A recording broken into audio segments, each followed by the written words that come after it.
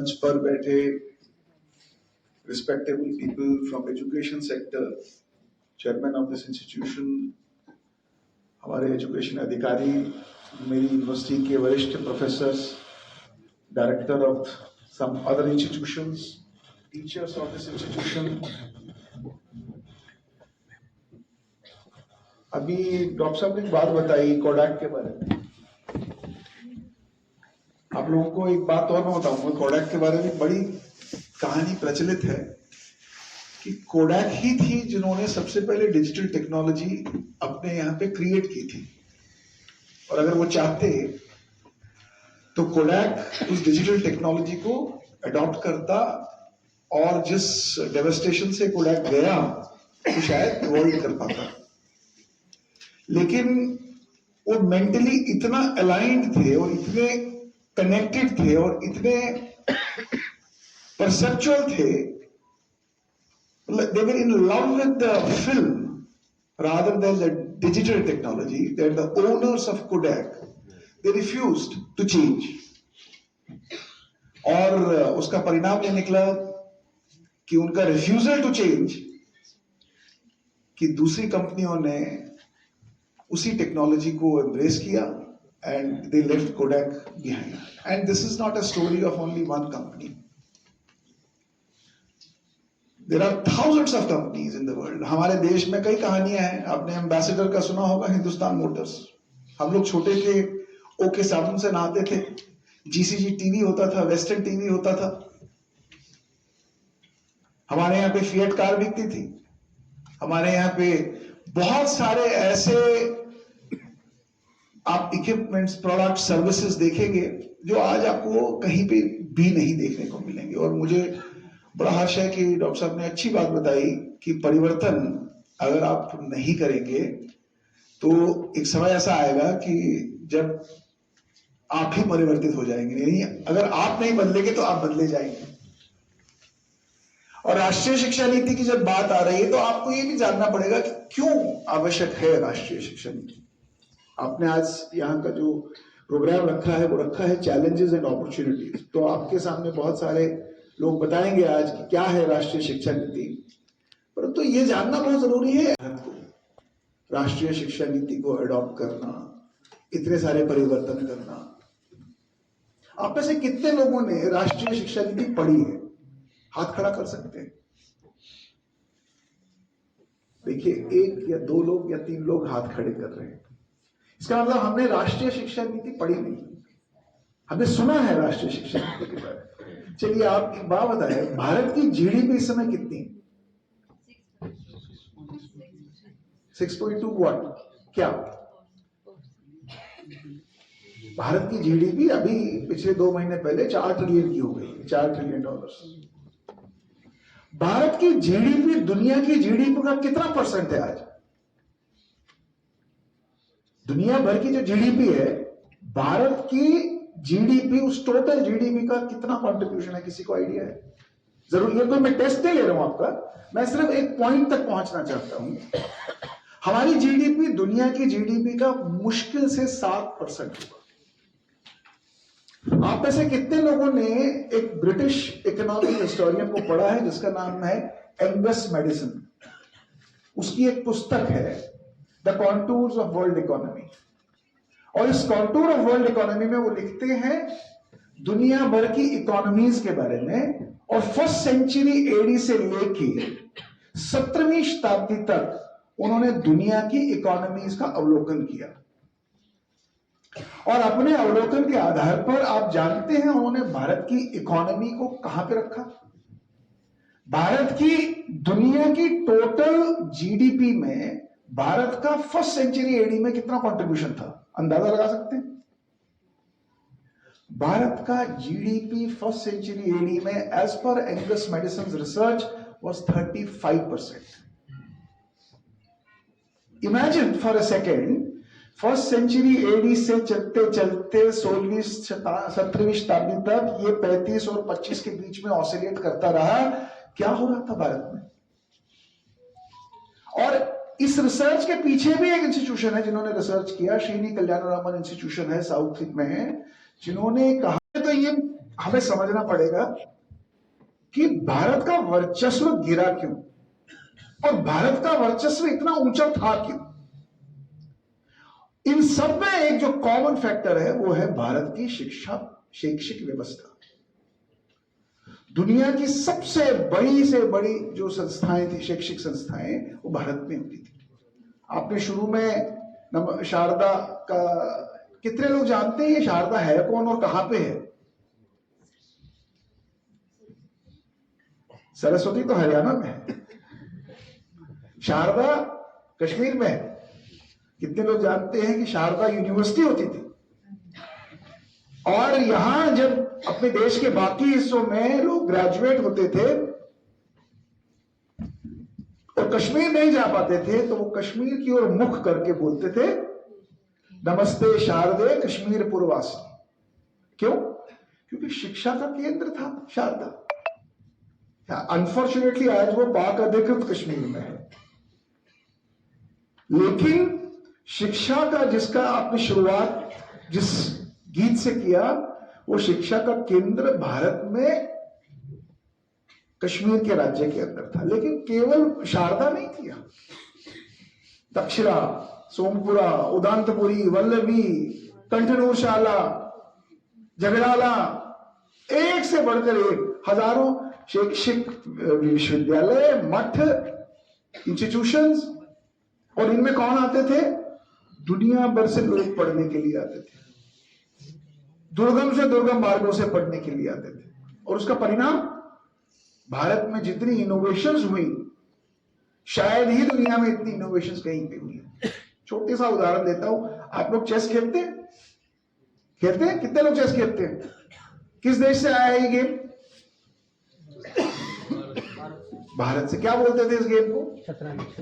शतरंज तो पर्शिया ने बोला, अरब मुल्कों ने उस शतरंज बोला। भारत में इस गेम को बोलते थे अष्टपदा, चतुरंग। इसको खेलने वाले थे 4। लेकिन ये गेम बनाई क्यों गई थी? ये गेम बनाई गई थी मेंटल एबिलिटीज को डेवलप करने के लिए। लेकिन भारत में ट्रेडिंग इतनी अच्छी होती थी, पर्शियंस आते थे, वहां यहां सीखते थे, वापस अपने देश ले जाते थे। उनके ऊपर अरब का हमला हुआ, उन्होंने उस गेम का नाम परिवर्तित करके शतरंज बोल दिया। शतरंज पहुंचा यूरोप, क्योंकि यूरोप और अरब के बीच में युद्ध चलता रहा, और वहां जाके बना चेस। और वापस आके जब ब्रिटिशर्स आए तो उन्होंने हम पे थोप दिया, ये हमारी गेम है, खेलो। लेकिन कई हजार साल पहले भारत ने इसका निर्माण किया। छोड़िए इस गेम को, मतलब मैं कहना चाहता हूं कि कैसे मेंटल एबिलिटीज को डेवलप करने के साधन भारत ने क्रिएट किए थे। आप सांप सीढ़ी खेलते हैं? Snake and ladder, snake and ladder खेलते हैं ना? किस देश से आया है? अब तो बोलो भारत। भारत से ही आया है। इसे क्या बोलते थे भारत में? कोई बोलेगा? इसे बोलते थे मोक्ष पदम। क्यों बोलते थे मोक्ष पदम? इस खेल को बच्चों को बचपन में खिलाया जाता था। क्यों खिलाया जाता था? आज वाला सांप सीढ़ी नहीं, तब वाला सांप सीढ़ी। जहां सांप काटे वहां एक बुराई, और जहां सीढ़ी मिले वहां ये वर्च्यू और वाइस को सिखाने का एक साधन था बच्चों को बचपन में ही, ताकि वो खेल खेल में जीवन में सही और गलत क्या है वो खेल खेल में सीखते सीखते, जिसे आज 100 बोलते हैं हम, वहां तक पहुंच जाए। और 100 तक पहुंचने का मतलब था बच्चे ने सारे वर्च्यूज और वाइसेस को समझा, और 100 का मतलब था मोक्ष पदम, यानी वो मानसिक रूप से एक प्रकार के मोक्ष में पहुंच गया है कि सही और गलत जीवन में क्या है। ऐसे ही आप आज स्केल यूज करते हैं, वेइंग एंड मेजर्स यूज करते हैं, आप ये शर्ट्स के ऊपर बटन यूज करते हैं, स्टील यूज करते हैं, आयरन के टॉम दिल्ली में आपके सामने एग्जाम्पल है। दुनिया में सबसे पहले शल्य चिकित्सा भारत में हुई, महर्षि सुश्रुत। मैं हैरान हो गया था, मैं ऑस्ट्रेलिया में एक बार गया था, तो मैंने वहां देखा एक महर्षि की प्रतिमा लगी थी, नीचे मैंने जब जाके पढ़ा तो उसमें लिखा था फादर ऑफ सर्जरी, महर्षि सुश्रुत। लेकिन अनफॉर्चुनेटली पिछले 700-800 सालों में भारत के अंदर जिस प्रकार का गदर हुआ है, और जिस प्रकार का मॉडल हमारे ऊपर थोपा गया और जिस प्रकार का पर्पस था, उसका पर्पस एक और था. British had a different intent, लेकिन post independence we continued with that intent. We were not able to reform that. We have done some good job, but why do we need new education policy, this national education policy? There's a very specific thing that we need to keep in mind. We have done progress, हमने progress किया है, ऐसा नहीं है. भारत में अच्छा development हुआ है, लेकिन जब हम अपने को कंपेयर करते हैं और भी देशों से जो हमारे साथ या हमारे बाद आजाद हुए, हमारा आज पर कैपिटा जीडीपी कितना है? कोई अंदाजा लगा सकता है? $2,600. और जो देश हमारे साथ में आजाद हो चुके हैं, चाहे वो इजराइल है, चाहे वो जापान है, what is their GDP per capita? More than $50,000. Per capita income यहां जहां मेरे देश में एवरेज 1 लाख रुपया प्रति वर्ष है, या 1.25 लाख या 1.5 लाख रुपया है, दूसरे देशों में वही 80 लाख है, 70 लाख है, 50 लाख है. यानी कहीं ना कहीं पे we have not been able to make up with that competition. आपके यहाँ का हेल्थ इंडेक्स देखिए, आप लोग सारे शिक्षाविद हैं. भारत इनोवेशन इंडेक्स में कहां पे है? Where are we at innovation index? बता सकता कोई? हेल्थ इंडेक्स में कहां पे है? We're at 47th, 48th, 49th. आप देखिए भारत में 1.4 बिलियन लोग रहते हैं. भारत में 1200 से ज्यादा यूनिवर्सिटीज हैं, 50,000 से ज्यादा कॉलेजेस हैं, 10,000 से ज्यादा इंडिपेंडेंट इंस्टीट्यूशंस है, लेकिन उसके बाद भी we are at 48, 49th innovation index. जिन कंट्रीज का जीडीपी पर कैपिटा 50,000, 70,000, $80,000 प्रति व्यक्ति है, उन कंट्रीज का इनोवेशन इंडेक्स मालूम क्या है? They're at 1, 2, 3, 4, 5, 6.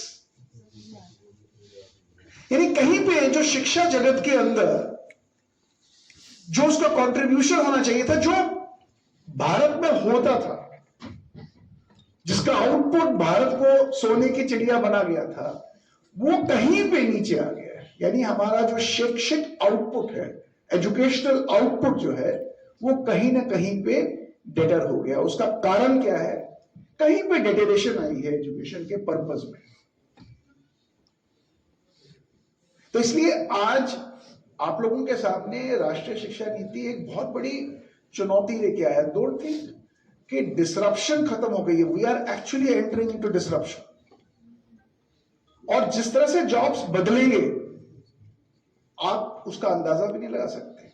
आज टेक्नोलॉजी जिस प्रकार से शेप कर रही है सारे प्रोफेशंस को, आज अगर आप किसी ड्राइवर को भी देखते हैं ना, हम कहते हैं अच्छा ड्राइवर है. जब हम ड्राइवर कुछ साल पहले देखते थे तो हम क्या देखते थे? लाइसेंस है, हाँ लाइसेंस है. जानते हैं उसको, हाँ जानते हैं. भरोसे का आदमी है ना, हाँ भरोसे का आदमी, रख लो. लेकिन आज का driver, what is the difference between A skilled driver and highly skilled driver? कुछ तो फर्क होगा. What is the difference? एक ड्राइवर पहले हम लेते थे, गाड़ी चलानी आती है, लाइसेंस है, भरोसे का आदमी है, driver, good driver. But that context has changed because the world context has changed. आप याद रखिएगा, स्किल का मतलब है कॉन्टेक्स्ट. अभी दुनिया का कॉन्टेक्स्ट चेंज हो रहा है, तो एक स्किल्ड ड्राइवर का कॉन्टेक्स्ट भी चेंज होगा. रूल्स को फॉलो करता है, जानता है, टेक्नोलॉजी को यूज कर सकता है. क्या उसके पास सही एबिलिटी है समझने की in case of any emergency? There are many things. Is he और she able to align and adapt with the requirements of the customer? So driver के स्किल्स में भी चेंज. डॉक्टर के स्किल्स, डॉक्टर आज आप समझते हैं, फॉर एग्जांपल आपका यहाँ मेडिकल का बहुत सारे कोर्सेज चलते हैं. आप ऑप्थोमोलॉजिस्ट समझते हैं ना? ऑप्थोमोलॉजिस्ट, आंख का डॉक्टर, यस नो? आंख का डॉक्टर कैसे देखता है? वो मशीन यूज करता है, पेशेंट के आंख में देखता है, उसको जो समझ में आता है, जो उसने पढ़ा होता है, उसके आधार पर वो डायग्नोसिस दिखता है. वो लिखता है कि आपके आप में ये प्रॉब्लम है, अब आप इसका इलाज ऐसे कराइए, ये दवाई खाइए। लेकिन now the technology is disrupting this job. Technology क्या कर रही है? नाउ एक इंटीग्रेटेड टेक्नोलॉजी आ रही है या अडॉप्ट हो रही है बहुत जगहों पे, और अगर डॉक्टर्स उस पर शिफ्ट नहीं करेंगे तो डॉक्टर्स का जॉब भी किसी दिन जाएगा। वो क्या कर रहे हैं? Doctor in the new emerging technologies, जिसको हम बोलते हैं स्मैक टेक्नोलॉजी, पीने वाला स्मैक नहीं, SMAC, social media, mobile, analytics and cloud. Now doctor is using same apparatus but using the mobile. So आंख देखी लेकिन मोबाइल से उसकी फिल्म ली, वो फिल्म जाती है कहां पे? क्लाउड पे। क्लाउड पे क्या होता है? मिलियंस ऑफ इमेजेस, और वो इमेज जाती है एनालाइज करने के लिए, and there is a deep data, big data with which it will do the analytics and it will send a report back to the mobile of the doctor, और doctor का जो prescription error है वो reduce होगा, यानी his diagnosis would be much much better. Now अगर doctor technology को adopt नहीं करेगा, the next door neighbour who will be using technology will be outshining this doctor very soon. Teacher के साथ भी यही है। आपके सामने सबसे बड़ी चुनौती पता क्या भी? Chat GPT. बहुत सारे लोग या बच्चे सोचते हैं कि चैट जीपीटी का तो इस्तेमाल कर लो, नोट बना लो, काम खत्म। ये याद रखिएगा, अगर आप चैट जीपीटी को आज अंडरस्टैंड नहीं करोगे, इसकी टेक्नोलॉजी को समझोगे नहीं, और इससे एक कदम आगे नहीं हो, चैट जीपीटी का इस्तेमाल कीजिए, लेकिन चैट जीपीटी में ये देखिए कि आप अपनी बुद्धि चैट जीपीटी से एक स्टेप आगे कैसे रख सकते हैं। आज अगर आपको वास्तव में अपना कंट्रीब्यूशन दिखाना है एक टीचर को, जो आप करिकुलम डिजाइन करते हो, कैसे डिजाइन करते हो? जो टीचर को समझ में आता है, जो आपने पढ़ा लिखा होगा, अपने टाइम में जितना अनुभव होगा उसके हिसाब से। लेकिन मार्केट बदल गई है।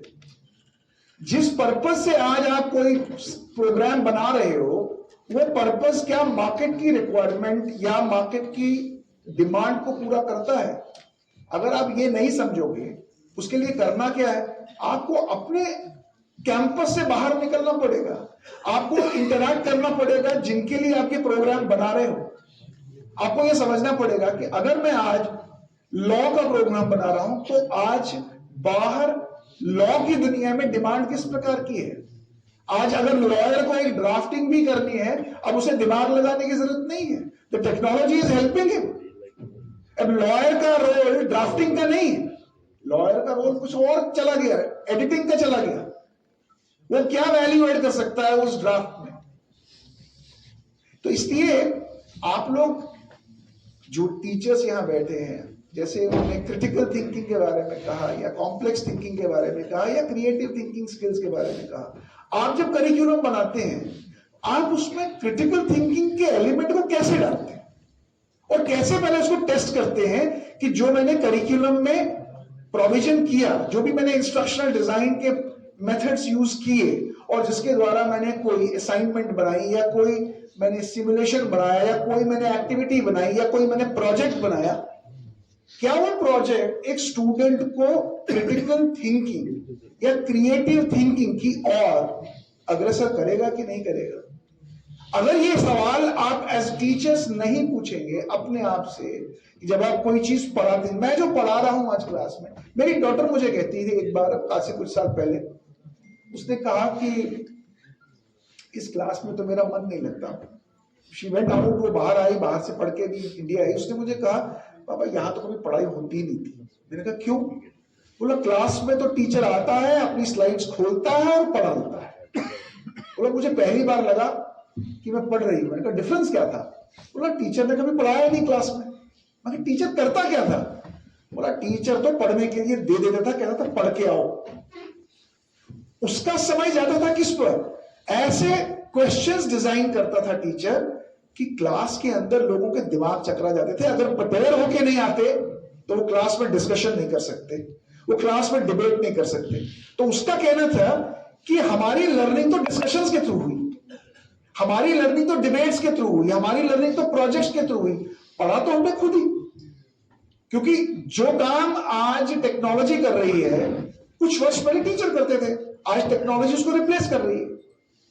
तो नई शिक्षा नीति में टेक्नोलॉजी को कैसे यूज करना, कैसे नया पेडागोजी को अडॉप्ट करना, कैसे स्किल्स को इंट्रोड्यूस करना। अब नॉलेज और स्किल्स में टीचर को भी पता होना चाहिए नॉलेज क्या है और स्किल क्या है, दोनों में डिफरेंस क्या है, और कैसे स्किल्स को, अब स्किल्स तो प्रैक्टिस से आएंगे। अब प्रैक्टिस तो आप तभी करा पाओगे जब आप प्रैक्टिस के रिलेटेड एक्टिविटीज डिजाइन करोगे। लेकिन अगर टीचर ही स्किल्ड नहीं है कि प्रैक्टिस की स्किल्स के असाइनमेंट्स कैसे बनाने हैं, तो स्टूडेंट को कैसे स्किल्ड बनाएगा। और फिर लास्ट में आता है असेसमेंट्स। तो अगर आप सही असेसमेंट्स डिजाइन नहीं करोगे तो आप एक स्टूडेंट की स्किल असेस कैसे करोगे, आप उसकी एबिलिटीज असेस कैसे करोगे। मुझे कभी कभी इस चीज से तकलीफ होती है जब मैं क्वेश्चन पेपर देखता हूं बच्चों के सामने। It is sometimes I feel कि टीचर के पास शायद समय नहीं था, उसने बस क्वेश्चन डिजाइन करने के लिए क्वेश्चन पेपर बना दिया। उसे लगता है कि क्वेश्चन एग्जाम हो जाना चाहिए। लेकिन ये सबसे बड़ी भारी भूल है हमारे टीचर्स की। जब तक आप इस रोल में भी नहीं एंटर करेंगे कि मुझे क्वेश्चन कैसे डिजाइन करना है जिससे केवल नॉलेज लेवल्स और स्किल की एबिलिटीज, यानी जब आप एक क्वेश्चन पेपर डिजाइन करते हैं तो आप क्या टेस्ट करते हैं, केवल उसकी मेमोरी, उसकी अंडरस्टैंडिंग या उसकी एप्लीकेशन। यानी नॉलेज, अंडरस्टैंडिंग और एप्लीकेशन ये तीनों अलग चीजें हैं और तीनों को एसेस करने के लिए अलग तरीके हैं। अगर टीचर यही नहीं समझेगा तो आपका जो असेसमेंट मेथड होगा वो भी गलत होगा, वो भी रोट होगा, और अल्टीमेटली ना तो हम क्रिटिकल थिंकर बनाएंगे, ना हम क्रिएटिव थिंकर बनाएंगे, ना हम कॉम्प्लेक्स प्रॉब्लम सॉल्वर बनाएंगे, और हम इनोवेशन तो कर ही नहीं पाएंगे। भारत में जितने पीएचडीज आज होते हैं, शायद दुनिया में सबसे ज्यादा पीएचडीज भारत देने वाला है। लेकिन भारत इनोवेशन में पीछे क्यों है? क्योंकि हम ओरिजिनल थिंकिंग को प्रमोट ही नहीं कर पाते। स्कूल्स में बचपन से ही जब बच्चों को कोई प्रोजेक्ट्स करने होते हैं स्कूल में या घरों में देते हैं, तो वो बच्चे तो स्कूल से प्रोजेक्ट लेके आते हैं, लेकिन प्रोजेक्ट करता कौन है? पेरेंट्स करते हैं, सिबलिंग्स करते हैं। और हमें बड़ी खुशी होती है कोई करके देता है, क्योंकि बच्चा तो वो स्कूल ले जाएगा, कम से कम बच्चे को शाबाशी तो मिलेगी। एक नया मॉडल भी खड़ा हो गया है। आसपास के स्टेशनरी शॉप्स में जाइए, रेडीमेड प्रोजेक्ट मिल जाएंगे आपको। कोई हाई कॉस्ट का होगा, कोई मिडिल कॉस्ट का, जितनी आपकी जेब की शक्ति है उस हिसाब से आप प्रोजेक्ट खरीद के बच्चे को दे दीजिए। और हमें बड़ा गर्व होता है उसके नीचे उसका नाम लिखने में कि इतना बढ़िया प्रोजेक्ट दिया। और वो जो स्कूल में लेके जाता है या कॉलेज में लेके जाता है, टीचर भी बड़ी बेशर्मी से उसको अपलॉड करते हैं। और बच्चे के अंदर आपने क्या वैल्यू बढ़ी भाई कि दुनिया में काम ऐसे ही चल सकता है, बिना कुछ किए कट कॉपी पेस्ट करके मुझे कुछ मिला और मुझे तालियां भी मिली। आप देखिए, आपने उसकी ओरिजिनलिटी, आप उसकी क्रिएटिविटी, उसके परसेवरेंस, उसकी इंडिविजुअलिटी को आपने वहीं पे डिस्ट्रॉय कर दिया। इसीलिए 10 साल की उम्र के बाद हमारे बच्चों की क्रिएटिविटी ड्रॉप हो जाती है।